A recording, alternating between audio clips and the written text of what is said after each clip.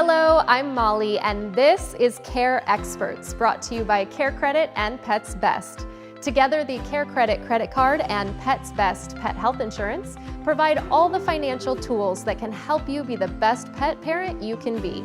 Today, we are here in Oakland, California with Dr. Ayeley Okine.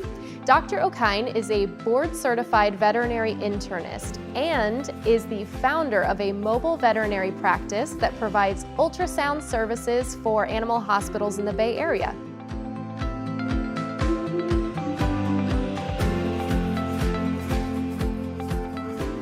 Today we are talking about arthritis in our dogs. And Dr. Okine, we would love to just start with, what is osteoarthritis?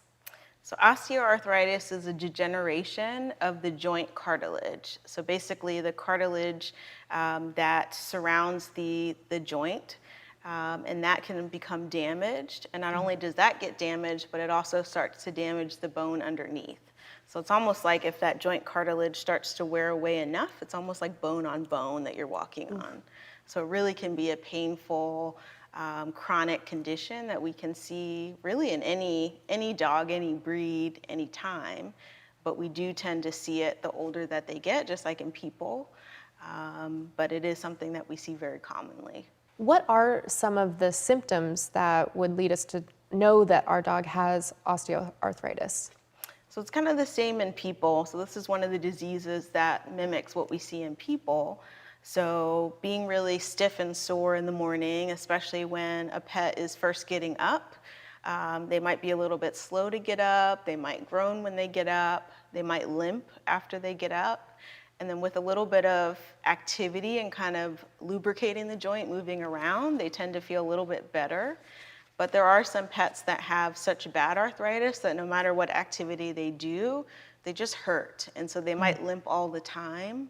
But kind of the classic is limping or being stiff or uncomfortable after a period of rest. That's kind of the classic osteoarthritis symptom. And then any sort of limping, lameness, arthritis has to be on the list, on the differential list. Okay, and what is it that typically causes arthritis in dogs? We don't know, and so that's the hard part. We think there's a genetic component to it because we definitely see it in certain dog breeds more often than others. So like labs tend to be the poster child for it. And then some of the larger breed dogs that just have a lot more weight on those joints, we can see it in those animals especially. So as a pet owner, I love my dogs. Obviously, I don't want to see them go through the pain of arthritis. Is there anything we can do as pet owners to prevent our dogs from getting arthritis?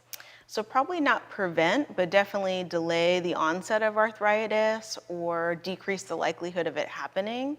So keeping your pet very lean and thin, on the more thin side can definitely help, because the more weight that they're carrying on their joints, the more stress that puts on the joints and can precipitate arthritis. Absolutely. So is physical therapy an option for dogs that have developed arthritis or are at risk? Would you recommend physical therapy for our dogs? Absolutely. So anything that can't be done at home, or if you want some ideas for things that can be done at home, physical therapy is great. Same within people. You don't want to just do these things once a week and expect that everything's going to be fixed. So anything you learn there, you definitely want to take home and continue doing those exercises that are recommended at that point.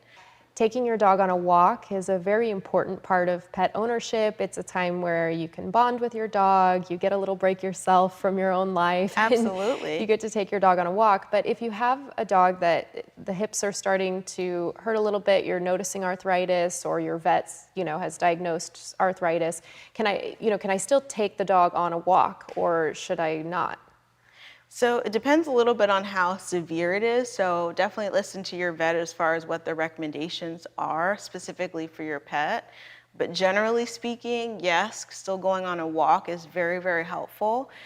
Because again, not only does it utilize the joint and kind of get the joint fluid moving to really bring nutrients in to help keep the joint as healthy as possible. It also, again, focuses them on something else, kind of that can help with pain relief too, to not be sitting around kind of thinking about it all day. We'll be back with more Care Experts after this brief message from CareCredit. Thanks to CareCredit, I can take care of my best friend. Thanks to CareCredit, I can smile again. Thanks to CareCredit, I can be confident. Thanks to CareCredit, I can prepare for veterinary care. I can take care of myself again. I can be myself again. I can plan for Cooper's care. I can take care of my pug family. I can. I can. I can. I can have peace of mind. Welcome back to Care Experts. Let's continue our discussion with Dr. Okine. So if my dog is seemingly in some pain, dealing with arthritis, is there anything I can give my dog for pain relief? So there are things that can be given. Some of the medications are actually medications that people take as well. I don't recommend giving anything over the counter. So, a lot of us will take Advil or aspirin or Tylenol. Those are not things that you want to give your pet. Okay. But there are other medications designed specifically for pets and some medications for people that are safe with your vet's guidance as far as dosing and frequency. So there are things that can be given to your pet, not only for inflammation relief, but also for general pain relief. What is okay and what's not okay from the human medication world to give our dogs? So you really want to stay away from most anti-inflammatories. There's a lot of anti-inflammatories for people that are not going to be safe for pets, that are going to be downright toxic, and even a single dose can put them in the hospital.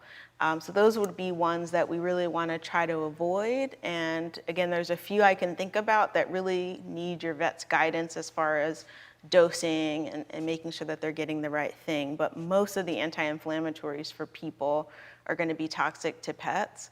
We actually use quite a bit of pain medications for pets that are actually made for people. So some of the opioid families actually are medications that we'll give pets.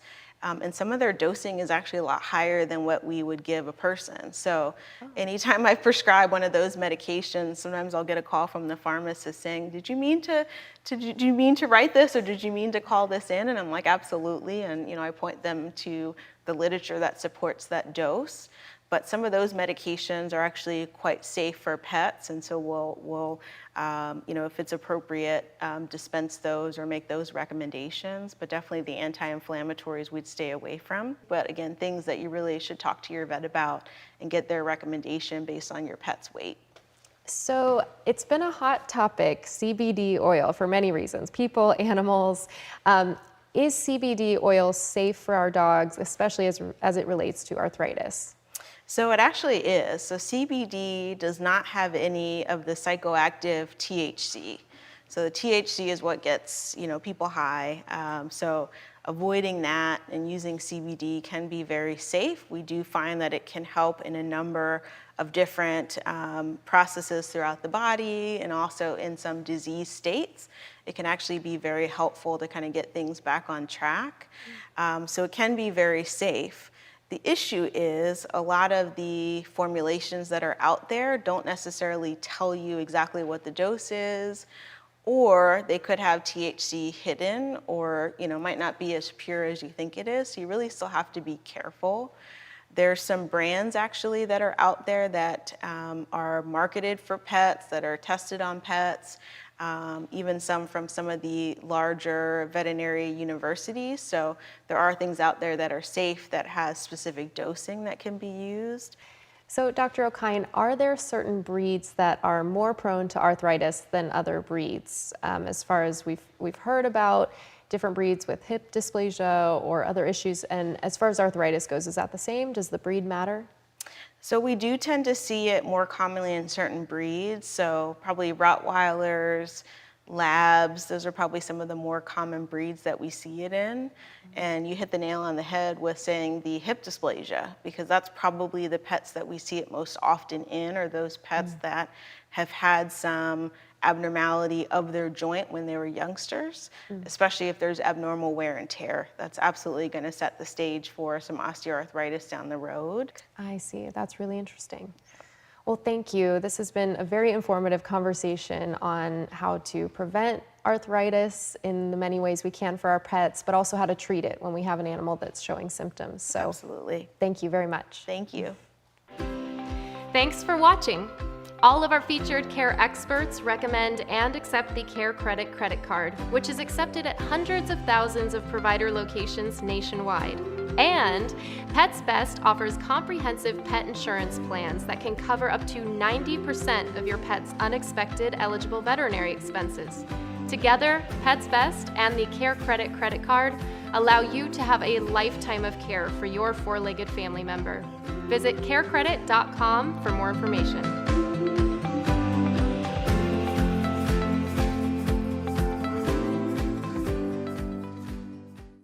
Thanks for joining us on Care Experts with CareCredit. If you enjoyed this episode, please subscribe and share with friends and family. And stay tuned for new episodes every week. This content is subject to change without notice and offered for informational use only. You are urged to consult with your individual advisors with respect to any information presented. Synchrony and any of its affiliates, including CareCredit, collectively Synchrony, makes no representations or warranties regarding this content and accepts no liability for loss or harm arising from the use of information provided. All statements and opinions in Care Experts with CareCredit are the sole opinions of the guest. Your receipt of this material constitutes your acceptance of these terms and conditions.